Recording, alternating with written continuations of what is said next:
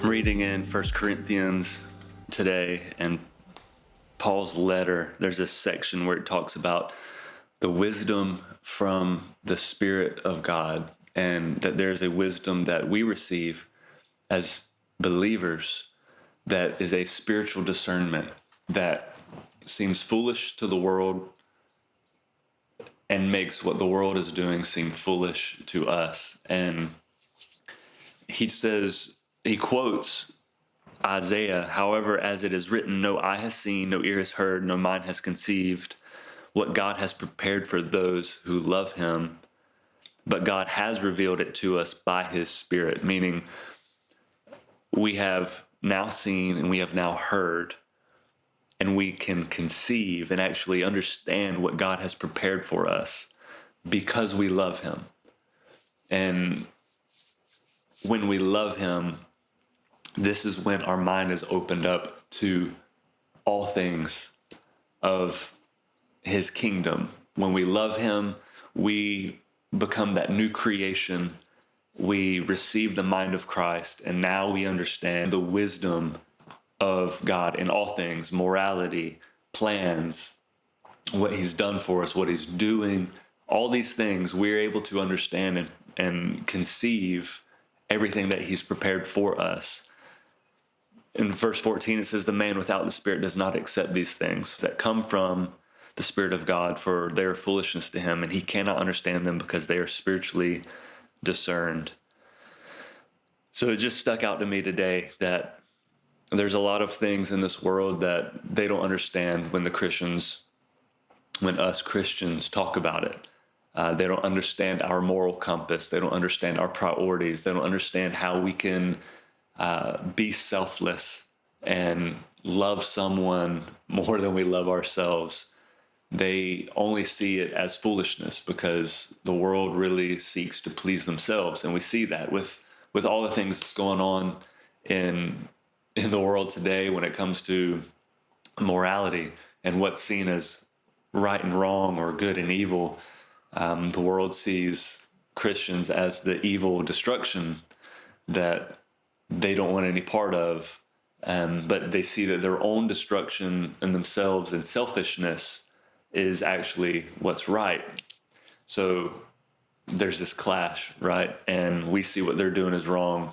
They see what we're doing is wrong. But it all goes down to the one who loves him. And we can see what is of God because we love him. If you're watching this, I just want to encourage you to continue to love God. Allow his wisdom to be imparted to you so that you can still be compassionate and loving and persevere through any opposition that you might get from those who don't believe. And we're going to get tons of it. So I just want to encourage you to stay true to Christ because he will stay true to you.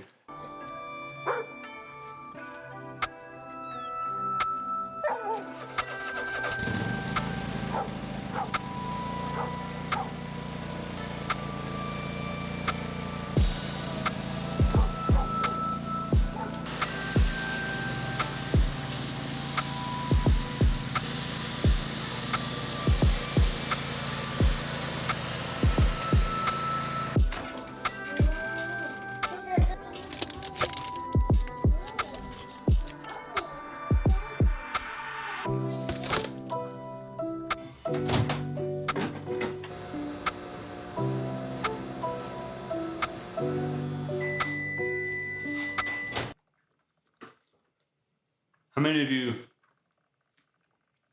eat leftover Chinese food?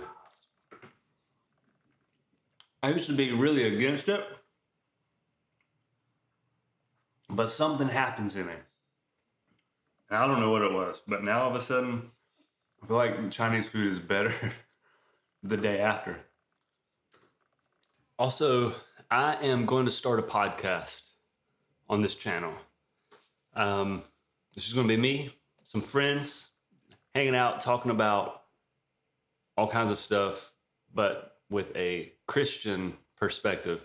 We're going to be kind of all over the place, kind of going to be all over the place, like not just on the set path of theology and stuff. We're going to be getting into the weeds and into some of the less talked about things. So if that's something that interests you and you're like, oh, I can't wait for that to happen, let me know in the comments.